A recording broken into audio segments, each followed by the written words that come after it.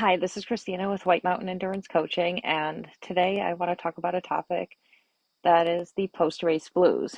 And that's something that not only runners get, we as race directors also get those, and sometimes volunteers can get them. And it's basically the coming off the high of something really cool and having to go back into your everyday regular life.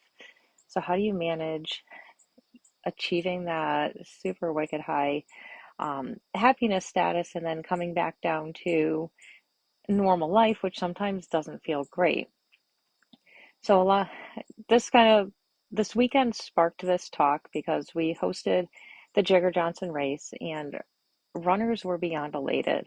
It was an extremely hard course. People pushed themselves beyond their limits to achieve something great, whether they finished or not. They gave it their all, and people celebrated, DNFs, they celebrated finishing, they celebrated wins, and just accomplishing something that was really substantial. And when you do something this hard, there's a common bond with all the other people that participated in the event. And that includes the volunteers, your family, your crew, your friends, the race directors. We all had this incredible experience together, and it was powerful, and it was fun, and it was happy. So we all get on these little highs. Our bodies, if you ran the race, you're probably pretty sore. If you volunteered, you're probably pretty exhausted. Um, Race directing, you're pretty exhausted from doing that too. Most of us were awake for over 40 hours, but at the same time had an absolute blast and an incredible experience and something that we shared with a few other people. So typically that night, super psyched, social media is blowing up. You feel really good, told a few of your close friends and family, and hopefully you get somewhat of a decent night's sleep.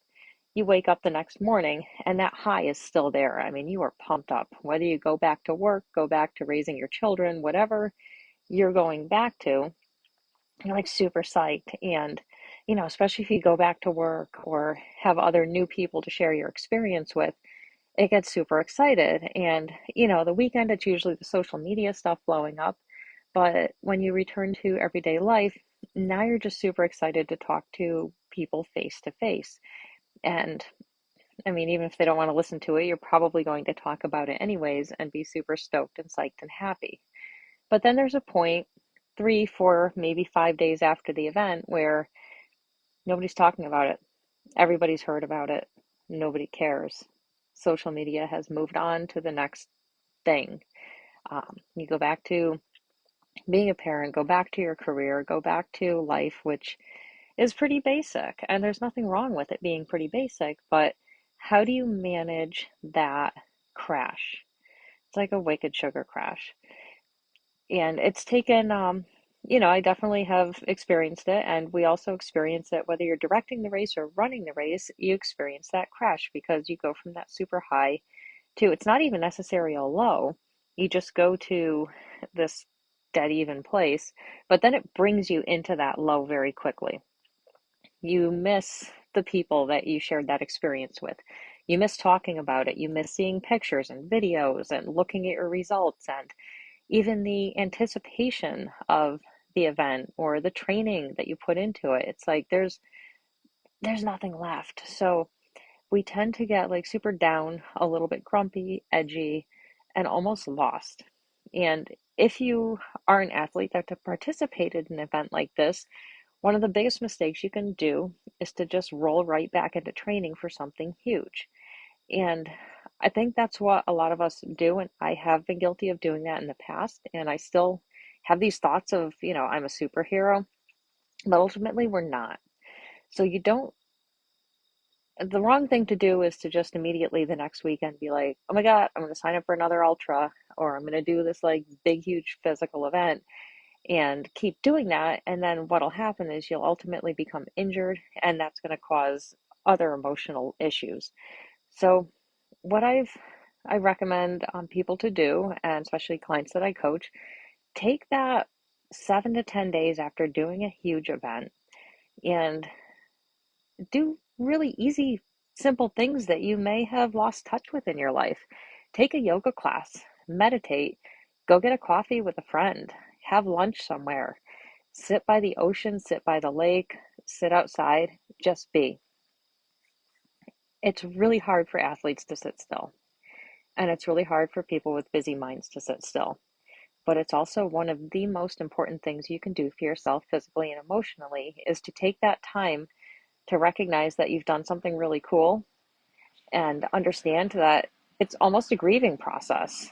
You have to let go of how amazing everything was around it. The whether it was the social media that got you excited, the sharing it with your coworkers on Monday, coming home and talking your friends and family's ears off, being prepared for that moment when all that excitement stops.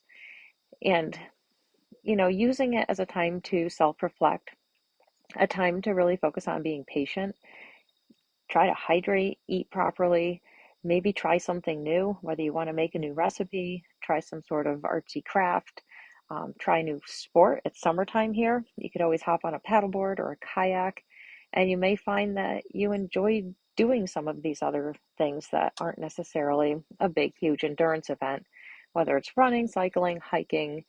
Any of those things can definitely, bring a lot of joy into your life when you're not, when you do it all the time, but when you have that downtime and you can't physically do it without being injured, it's important to have other activities to do and different types of friends to hang out with, and it's maintaining relationships and friendships with those people that may not be the ones that do all the hardcore activities that you do. It may not be the ultra endurance friends, so always try to find a way to fit stillness into your life and activity and friendship and human relationships. And you'll find that you can manage that. I guess it's a grieving period from something really incredible that happened. If you can work yourself through that 7 to 10 day stretch of really taking a break, being patient with yourself, doing things that aren't endurance events, you'll find that you actually recover really fast, you heal really quickly, and you will be able to get back to your sport a lot faster than if you just go out and try to hammer yourself again. Recovery is not something that happens overnight. It's not a super fast process. Unfortunately, we're human and we all heal at a different rate. So it's figuring out how long does it take for you to physically heal from what you just did to your body. And, also take it as a time to play around with maybe, eat something different. Don't stick to your normal diet and routine. Just take a week to play, to discover, to explore, and you'll find that recovery happens really well and you're going to be way more psyched to get back to your sport. And you may want to even like disappear from social media for a couple days too. If you find that that's a trigger where all of a sudden it's like, oh my gosh, nobody's talking about this anymore. They're talking about other things. And if that's really stressing you out and not bringing joy into your life, you're better off just taking 2 or 3 days to not look at social media. And when you feel a lot better about where you are, then you can go back onto it and you'll have a safe space to take a look at, everybody's adventures, and you'll be okay with, not having everything about what you just accomplished and what you did. Does anyone have any questions for me?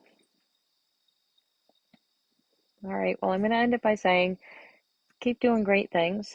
It's awesome to always have a goal to look forward to something. I personally always like to have a couple goals on deck just in case there's something that I'm not, you have one goal, you get it over with, you have something else to look forward to, but plan it far enough in advance where you have enough time to take that 7 to 10 days to literally do nothing that has to do with your sport. You can, if you're a runner, you can walk, paddleboard. If you're a cyclist, you can do super easy ride on the bike, but maybe you want to switch to walking. Slow, easy dog walks, walks with friends, parents, anything that's going to be not pushing your body. And you might find that slowing it down is a much more enjoyable experience because you'll spend time with somebody focusing on your conversations that you're having with them instead of your pace. You won't be staring at your watch, like how fast am I going? How many miles have I done? It's just going to be going out and enjoying the day. So thank you for listening. Be patient with yourself. Be kind, keep doing great things, and take time to just be. Have a great night.